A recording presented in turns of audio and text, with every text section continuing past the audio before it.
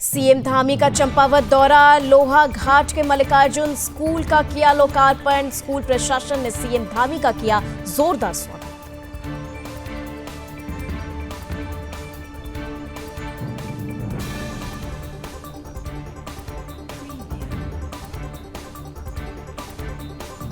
उत्तराखंड में निकाय और पंचायत चुनाव को एक साथ कराने पर विचार कर रही प्रदेश सरकार। राज्य के शहरी विकास मंत्री डॉक्टर प्रेमचंद अग्रवाल ने कहा, ये उनकी व्यक्तिगत राय, इससे प्रदेश में बार बार लगने वाली आदर्श आचार संहिता से निजात मिली। उत्तराखंड के सभी जिलों में शिक्षा की गुणवत्ता को बनाए रखने के लिए प्रशासन ने कसी कमर। शिक्षा मंत्री डॉक्टर धन सिंह रावत ने सभी संस्थाओं में स्मार्ट क्लास चलाए जाने के दिए निर्देश। हल्द्वानी में चौराहा चौड़ीकरण अभियान में आज प्रशासन ने फिर की बड़ी कार्रवाई। कसुम खेड़ा तिराहे पर गुलाबी बिल्डिंग पर चला बुलडोजर, चलाया गया। एसडीएम परितोष वर्मा के नेतृत्व में की गई कार्रवाई।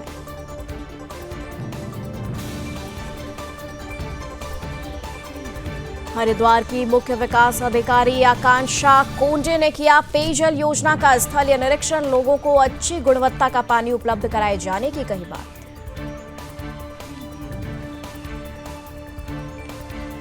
उत्तराखंड की पहली जॉन सारी फीचर फिल्म मेरे गांव की बात सिनेमा घरों में रिलीज। मुख्य अभिनेता अभिनव चौहान ने क्षेत्रीय संस्कृति को बढ़ावा देने के लिए जताया राज्य सरकार का आभार।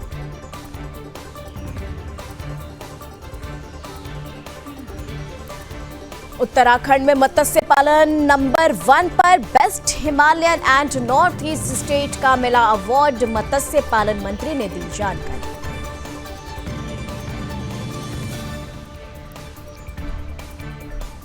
उत्तराखंड में स्थानीय नगर निकाय चुनाव को लेकर अंतिम तैयारियों में जुटा राज्य निर्वाचन आयोग। प्रदेश के सभी जिलाधिकारी को दिए गए निर्देश। रुद्रप्रयाग के गुप्त काशी में 2 बेटों ने मिलकर की पिता की हत्या। दोनों आरोपियों को पुलिस ने किया गिरफ्तार।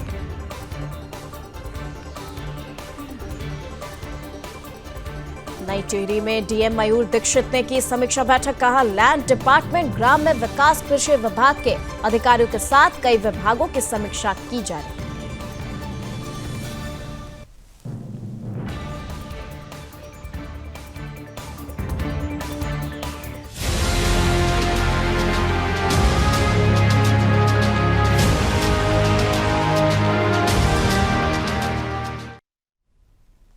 नमस्कार, सुदर्शन न्यूज देख रहे हैं आप। मैं हूं आपके साथ निम्र सिन्हा और स्वागत है आपका अपना उत्तराखंड में। चलिए उत्तराखंड की खबरों पर अब नजर डालते हैं। मुख्यमंत्री पुष्कर सिंह धामी आज अपने 1 दिवसीय कार्यक्रम को लेकर चंपावत जिले के भ्रमण पर हैं। बता दें, जहां उन्होंने लोहा घाट के मल्लिकार्जुन स्कूल का लोकार्पण किया। इस दौरान स्कूल प्रशासन ने सीएम धामी का जोरदार स्वागत किया। इस दौरान सीएम ने कार्यक्रम को संबोधित भी किया। कार्यक्रम के बाद सीएम धामी ने मीडिया से बातचीत की और बातचीत के दौरान क्या कुछ कहा, ये आपको सुनाते हैं।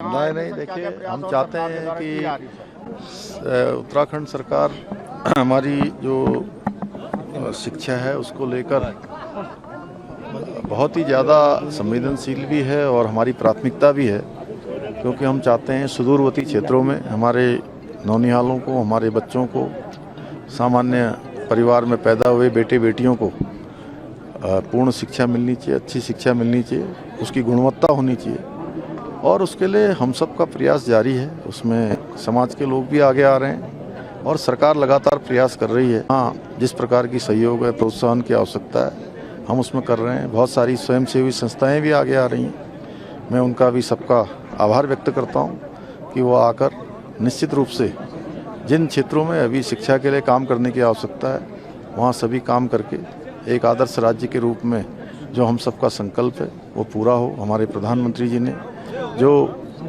बाबा केदार की भूमि से कहा था 21वीं सदी का तीसरा दशक उत्तराखंड का दशक होगा, उसको बनाना हम सबका कर्तव्य है।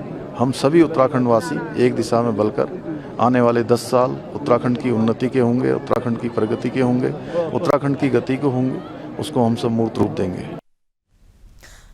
और चलिए इस वक्त की बड़ी खबर आपको खटीमा से बताते हैं। खटीमा में इस वक्त सीएम पुष्कर सिंह धामी खटीमा दौरे पर है। इसी के साथ ये भी बता दें कि खटीमा में लोगों ने उनका भव्य स्वागत किया है। जी हां, बड़ी खबर आपको खटीमा से, जहां सीएम को गार्ड ऑफ ऑनर भी दिया गया। देखिए, पुष्कर सिंह धामी को गार्ड ऑफ ऑनर दिया गया है। सीएम ने जनता की समस्याएं भी वहां पर सुनी है। तो बड़ी खबर आपको बता रहे हैं, जहां पर सीएम पुष्कर सिंह धामी का खटीमा दौरा देखा गया, जहां पर उनका भव्य स्वागत हुआ है। इसी के साथ उन्हें गार्ड ऑफ ऑनर से सम्मानित भी किया गया है। सीएम पुष्कर सिंह धामी को गार्ड ऑफ ऑनर दिया गया। इसी के साथ सीएम पुष्कर सिंह धामी ने जनता की समस्या भी सुनी।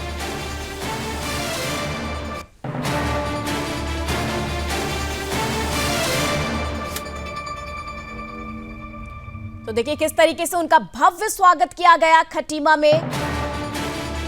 इसी के साथ गार्ड ऑफ ऑनर से भी उन्हें सम्मानित किया गया है। सीएम पुष्कर सिंह धामी खटीमा पहुंचे। खटीमा दौरे पर उनका भव्य स्वागत हुआ। गार्ड ऑफ ऑनर से उन्हें नवाजा गया, उन्हें सम्मानित किया गया और इसी के साथ उन्होंने जनता की समस्याएं भी सुनी है।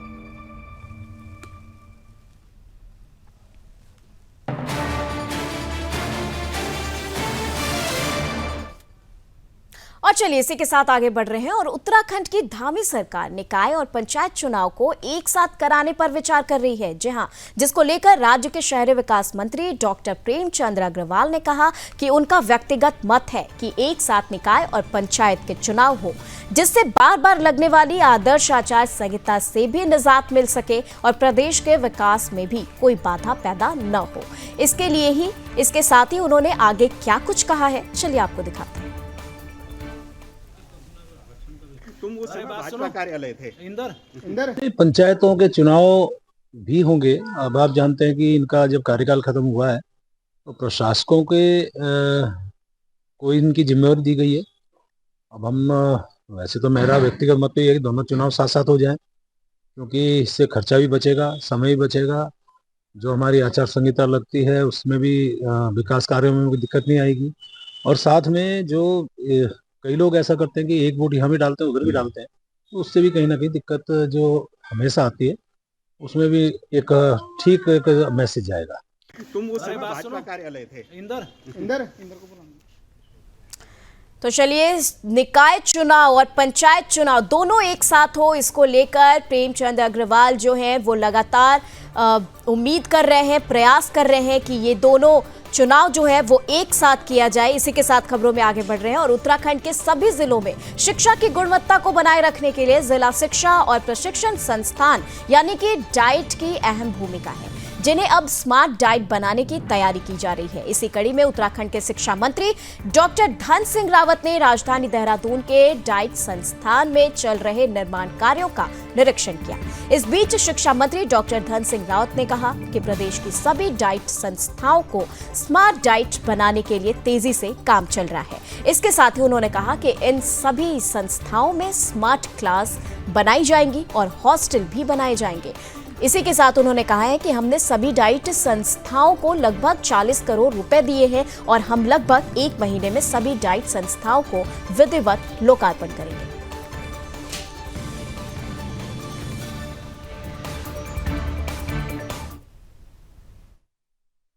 हम प्रदेश में जितने भी डाइट हैं हमारे, उनको स्मार्ट डाइट बना रहे हैं सभी जगह। और इस संदर्भ में सभी जगह आजकल बहुत तेज गति से काम भी चल रहे हैं। वहाँ स्मार्ट क्लास भी बनाई जाएंगी, क्योंकि सारे टीचर्स ट्रेनिंग ही होती हैं। वहाँ पे हॉस्टल भी बना रहे हैं, वहाँ पे क्लासरूम भी बना रहे हैं, फिर एक लेक्चर रूम भी रहेंगे। तो अलग अलग प्रकार से बनाए जा रहे हैं और लगभग 40 करोड़ रुपये से ज़्यादा हमने सभी डाइट्स को दिए हैं। और आज इसी संदर्भ में यहाँ देखने आया था कि यहाँ भी काम काफ़ी तेज़ी से हुआ है और मुझे लगता है कि 1 महीने में इसका जो है विधिवत हम लोग लोकार्पण भी कर देंगे। फिर द्वितीय चरण के पैसे भी हमने यहाँ जारी कर दिए हैं। तो सरकार की मंशा ये है कि क्वालिटी एजुकेशन पे आप पूरा ध्यान रहेगा सरकार का। जो हमारे नए टीचर आ रहे हैं, क्योंकि इस बार भी आपने देखा होगा कि लगभग अभी तक हम 7000 टीचरों की नियुक्ति कर चुके हैं। वहीं खबर हल्द्वानी से, जहां के हल्द्वानी में चौराहे चौड़ीकरण अभियान में आज प्रशासन ने फिर से कार्रवाई करते हुए कुसुम खेड़ा तिराहे पर गुलाबी बिल्डिंग पर बुलडोजर चलाया। यह अभियान एसडीएम परितोष वर्मा के नेतृत्व में चलाया जा रहा है, जिसको लेकर एसडीएम परितोष वर्मा ने बताया कि अतिक्रमणकारियों को लंबे समय तक अपना अतिक्रमण खुद ध्वस्त करने का समय दिया गया था, लेकिन उसके बावजूद अतिक्रमण ध्वस्त नहीं हुआ तो प्रशासन ने आज जेसीबी लगाकर अतिक्रमण को ध्वस्त कर दिया। लोक निर्माण विभाग के अधिशासी अभियंता अशोक चौधरी ने बताया कि कुसुम खेड़ा चौराहे पर चौड़ीकरण के साथ ही घंटा घर जैसा एक ऐतिहासिक स्ट्रक्चर तैयार किया जाएगा, जो कि शहर की पहचान बन सके।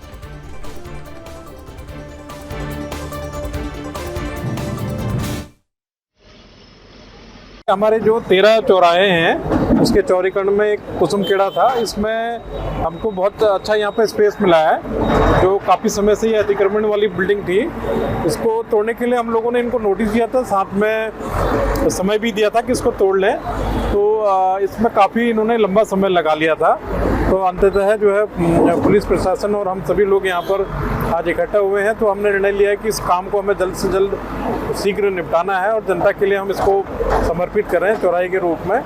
यहाँ पर आगे जो फ्यूचर में प्लान है, ये आप लोग देख रहे हो, जो ये बिल्डिंग वाला पार्ट है, इसको हम संभवतः एक रोटरी के रूप में प्लान कर रहे हैं और ये आने वाले समय में एक क्लॉक टावर के रूप में हो सकता है। उसको हम लोग थोड़े मॉडर्न लुक दें, उस तरह के कुछ स्कल्पचर की तैयारी इसमें हम लोग प्लान कर रहे हैं। जैसा भी इसका डिसाइड होगा जिलाधिकारी महोदय द्वारा हमें जैसे भी निर्देश मिलेंगे तो इस पर हम आगे काम करेंगे।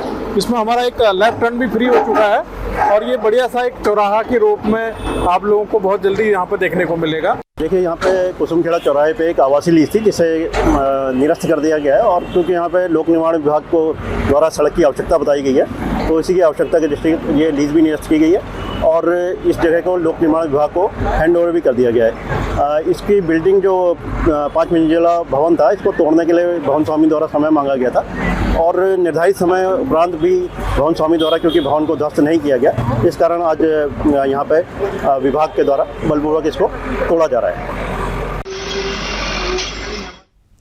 और चलिए इसी के साथ हरिद्वार की बात करते हैं। हरिद्वार के मुख्य विकास अधिकारी आकांक्षा कोंडे ने जल जीवन मिशन के अंतर्गत जमालपुर कला में बनाई गई पेयजल योजना का स्थलीय निरीक्षण किया। इस दौरान उन्होंने आला अधिकारियों को जरूरी निर्देश भी दिए। इसी के साथ जहां उन्होंने निर्देशित करते हुए कहा कि लोगों को अच्छी गुणवत्ता का पानी उपलब्ध कराया जाए। इसके साथ ही सीडीओ ने पेयजल आपूर्ति और लाइन में किसी भी प्रकार की समस्या आने पर उसे तत्काल दूर करने के लिए टीम तैनात की जाने और टीम का नंबर भी सार्वजनिक किए जाने की बात कही।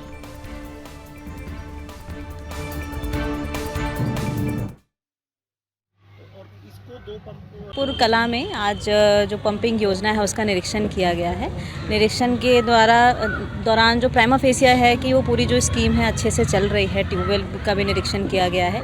टोटल इस स्कीम से 4,500 जो परिवार हैं एफएसटीसी जो है वो कवर हो रही है। तो गांव वाले भी हैं, प्रधान जी के भी प्रतिनिधि आए हैं और उनके द्वारा भी अवगत कराया गया है कि कोई समस्या नहीं है, पाइपलाइन में भी कोई समस्या नहीं है। कहीं कहीं अगर लीकेज आता भी है तो उसको तत्काल सही कर दिया जा रहा है। तो ये जो पूरी स्कीम है इसका मेंटेनेंस ऑपरेशन जो है जल निगम द्वारा ही अभी देखा जा रहा है।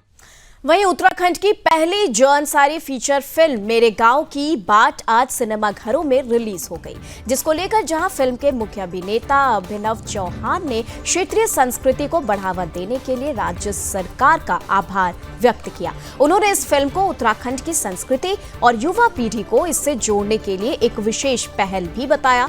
आपको ये भी बता दें कि इस फिल्म की संकल्पना उत्तराखंड इंफॉर्मेशन डिपार्टमेंट के जॉइंट डायरेक्टर के.एस. चौहान और निर्देशन अनुज जोशी ने की है। इंफॉर्मेशन डिपार्टमेंट के जॉइंट डायरेक्टर के.एस. चौहान ने कहा है कि राज्य गठन के बाद पहली जौनसारी फीचर फिल्म बनाना खुशी की बात है। इस फिल्म के माध्यम से लोगों को जौनसार की समृद्ध संस्कृति, विरासत, रीति रिवाजों को देखने और जानने का मौका भी मिलेगा। ये फिल्म उत्तराखंड के ग्रामीण जीवन की सच्ची तस्वीर को दर्शाता है, जिससे उत्तराखंड की संस्कृति, धरोहर और जीवन शैली को जीवंत रूप में पेश किया गया है। ये एक ऐसी फिल्म है जो गांव संस्कृति और परंपराओं से जोड़ती है।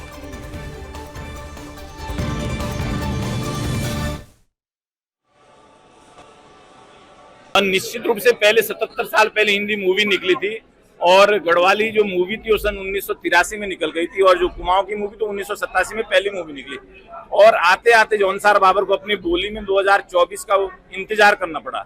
लेकिन जो इंतजार कहते हैं सबर का फल मीठा होता है, वो मूवी जब आज बनकर तैयार हुई है तो निश्चित रूप में ये मील का पत्थर साबित होने वाली है। सर मैं यही कहना चाहूँगा कि आज हम सारे जौनसारी और जितने भी बावरी लोग हैं उन सबका आज इतने साल पुराना सपना पूरा हो चुका है। हमारी सबसे पहली जौनसारी बावरी फिल्म मेरे गांव की बात रिलीज हो चुकी है। हम लोगों ने हिस्ट्री सेट कर दी है, हम लोग बहुत खुश हैं।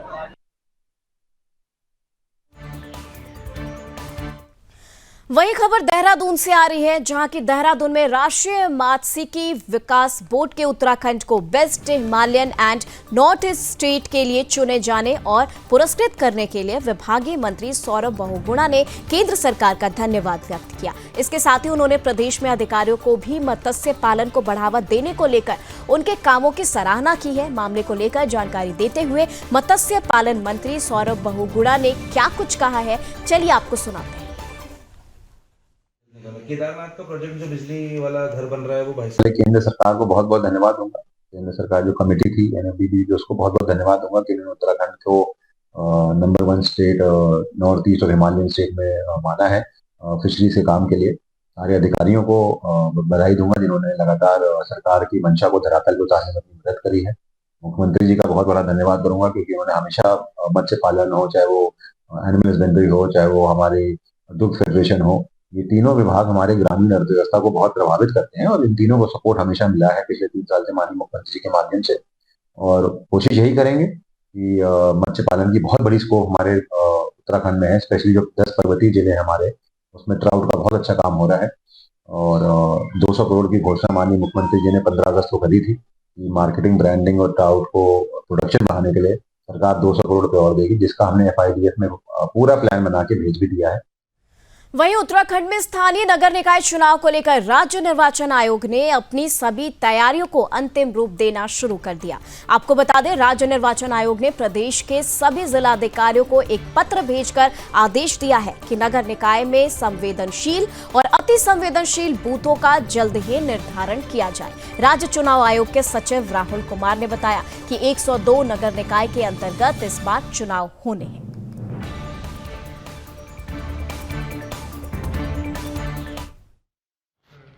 अभी तक जो नगर मतदान केंद्र और मतदान स्थलों की संख्या की बात करूं तो 1547 हमारे मतदान केंद्र जो है वो जिला निर्वाचन अधिकारियों ने हमें अवगत कराए हैं और 3458 जो है हमारे मतदान स्थल ये निकल के आए हैं।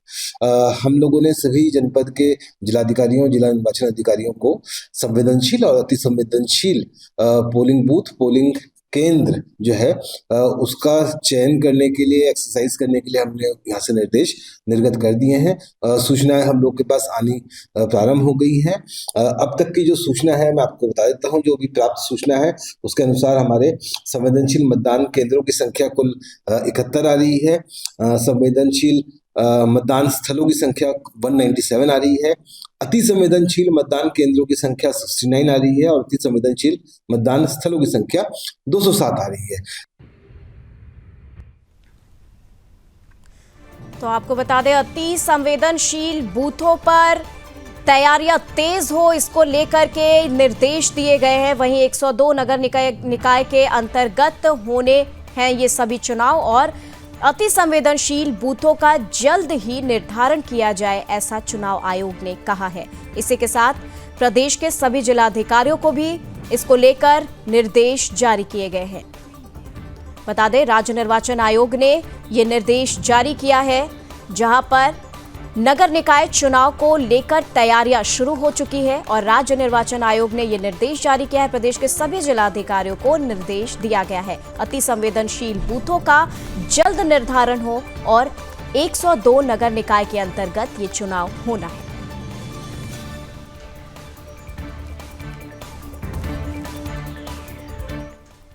और अगली खबर रुद्रप्रयाग से आ रही है। रुद्रप्रयाग के गुप्त काशी क्षेत्र से बड़ी खबर सामने आई, जहां के गुप्त काशी क्षेत्र के त्रिवेणी घाट पर 2 बेटों ने मिलकर अपने पिता की ही हत्या कर डाली।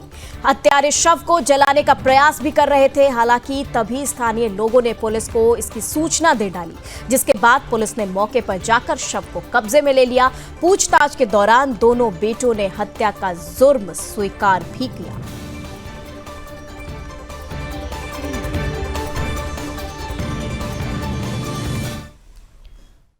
ये आज सुबह 9 बजे ये थाना उकीमठ के अंतर्गत एक ग्राम बेडुला है जो कालीमठ मार्ग पे है। वहाँ के जो ग्राम प्रहरी है उन्होंने सूचना दी है कि यहाँ पे एक बलबीर जो जिसकी उम्र लगभग 55 साल की है, उनके बेटों ने उसको मार करके जला रहे। तो इस सूचना पे जो थाना प्रभारी हमारे जो गुप्तकाश थाना प्रभारी है तो वहाँ पे जो बॉडी थी, जो जली हुई थी बॉडी, उसको देखा और जो मौके पे वहाँ पे जो उनके बेटे थे वहाँ पे उनसे पूछताछ की और उनके बाद उनकी हिरासत में ले लिया गया। क्योंकि ये जो घटना है इनको बताया गया है कि उन्होंने बेटों ने मारा है और कैसे मारा है, किस तरह से मारा है, क्यों मारा है, इस संबंध में पूरी जाँच अभी चल रही है। क्योंकि वहाँ पे जो घटना स्थल है वहाँ पे हमारा जो फॉरेंसिक टीम है वो भी गई हुई है और थाना प्रभारी भी मौके पे हैं। जो भी तथ्य होंगे उन तथ्यों के आधार पर अगर कोई आपराधिक कृत्य इसमें हुआ है तो उसमें विधिक रूप से जो है जो तथ्य जुटाए जाएंगे और विधिक रूप से कार्रवाई की जाएगी।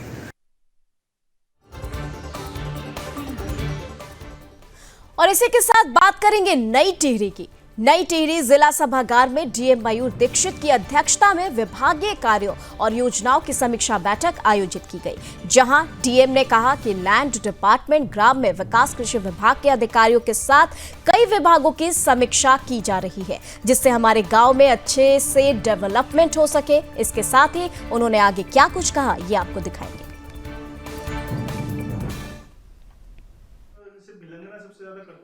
लाइन डिपार्टमेंट्स की और ग्राम्य विकास, कृषि आदि संबंधित विभागों की बैठक बुलाई गई है, जिसमें विभिन्न योजनाओं की समीक्षा की जा रही है।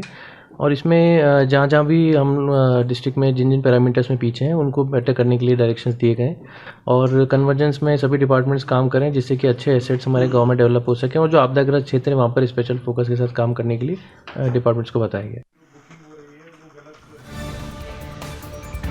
ये खबर आप देख रहे हैं, जहां पर कई विभागों को लेकर डीएम ने चर्चा किया है। इसी के साथ विभागीय कार्यों और योजनाओं की भी बैठक हुई है। डीएम की अध्यक्षता में ये बैठक हुई है और नई टिहरी विभागीय कार्यों और योजनाओं की बैठक में डीएम की अध्यक्षता में ये बैठक की गई, जहां पर कई विभागों को लेकर डीएम ने चर्चा भी की है।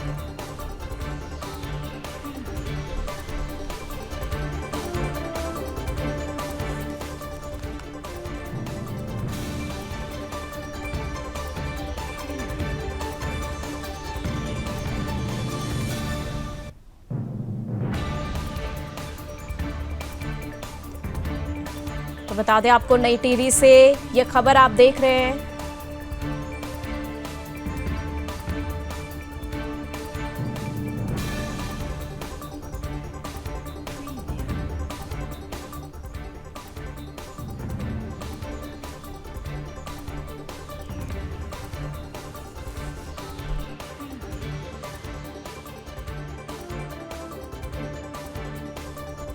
और चलिए इसी के साथ आपको लोहाघाट लिए चलते हैं, जहां पर सीएम पुष्कर सिंह धामी ने क्या कुछ कहा था ये आपको सुनाएंगे। सहायता समूह के माध्यम से बनते हैं, उनके विपणन के लिए आज हमको अनेक जगह से डिमांड आनी शुरू हो गई है, अनेक जगह से उनकी मांग आ रही है। देश दुनिया में अब हमारे ये उत्पाद जा रहे हैं, उससे हमारी महिलाओं का सशक्तिकरण होगा, उनकी सुरक्षा भी होगी, उनका सम्मान भी बढ़ेगा और उनको रोजगार और स्वरोजगार करने के अवसर भी मिलेंगे।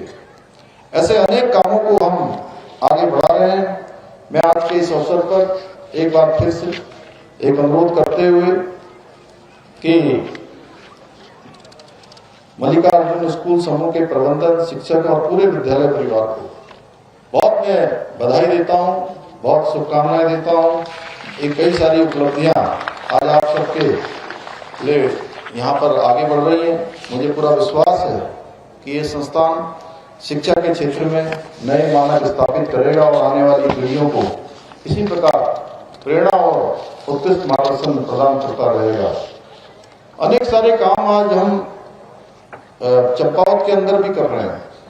एक आदर्श चंपावत की थीम लेकर हम अनेक कामों को आगे बढ़ा रहे हैं। भारत सरकार, राज्य सरकार और अनेक जो हमारे अनेक संस्थान हैं, वह भी आकर अपनी सेवाएं दे रहे हैं। अभी संपर्क फाउंडेशन द्वारा पूरे जिले के अंदर, पूरे जनपद के अंदर 333 राजकीय प्राथमिक एवं राजकीय उच्च प्राथमिक विद्यालयों में स्मार्ट टीवी कक्षवार एवं विषयवार, जिनमें पाठ्य पुस्तक और आधारिक सामग्री प्री लोडेड है, वह भी उपलब्ध कराई गई है। और यू कास्ट के माध्यम से जहां यहाँ पर साइंस सेंटर बनाया जा रहा है, वहीं लैब ऑन व्हील्स कार्यक्रम के अंतर्गत चंपावत के जो 20 हमारे विद्यालय हैं, उनमें साइंस मॉडल प्रदर्शनी, हैंड्स ऑन एक्टिविटी, विज्ञान के प्रयोग आदि प्रयोगात्मक गतिविधियां संपन्न कराई जा रही हैं। पिटकुल संस्था के द्वारा भी real explorer and adventure lover में संस्था के माध्यम से वाहन में कंप्यूटर लैब स्थापित की गई है और मोबाइल कंप्यूटर लैब के माध्यम से चंपावत के 105 विद्यालयों में कंप्यूटर की आधारभूत जानकारियां तथा प्रयोगात्मक गतिविधियों से छात्रों को कंप्यूटर के प्रति समझ विकसित की जा रही है। टनकपुर क्षेत्र में नेताजी सुभाष चंद्र बोस छात्रावास का संचालन किया जा रहा है, जिसमें हमारे अनाथ, कूड़ा बिनने वाले, बीपीएल और बेसहारा बच्चों को भी उसमें वरीयता दी जा रही है। वर्तमान में हमारे 38 बच्चों को इसमें प्रवेश दिया गया है। नेताजी सुभाष चंद्र बोस का निर्माण कार्य भी, उसके लिए भी 3 करोड़ 20 लाख रुपए की धनराशि स्वीकृत की गई थी, जिसके लागत से किया जा रहा है। रूपांतरण जनपद के अंतर्गत 100 राजकीय विद्यालयों के सापेक्ष 18 विद्यालयों में जो रूपांतरण के 47,93,000 की धनराशि से विकासखंड पार्टी में कार्य किया जा रहा है। वर्तमान में 31 विद्यालयों में हेतु 1 करोड़ 3 लाख की धनराशि इसमें भी स्वीकृत की गई है। राजकीय प्राथमिक विद्यालय फागपुर बनबसा में रूपांतरण स्मार्ट कक्षों का निर्माण, यह भी 76,40,000 रुपए की धनराशि इसमें भी स्वीकृत की गई है। तो चंपावत से सीएम पुष्कर सिंह धामी को देख रहे थे आप। और चलिए इसी के साथ फिलहाल अपना उत्तराखंड में बस इतना ही, लेकिन सुदर्शन न्यूज पे खबरों का सिलसिला यूं ही जारी रहेगा। देखते रहे सुदर्शन न्यूज। जय हिंद।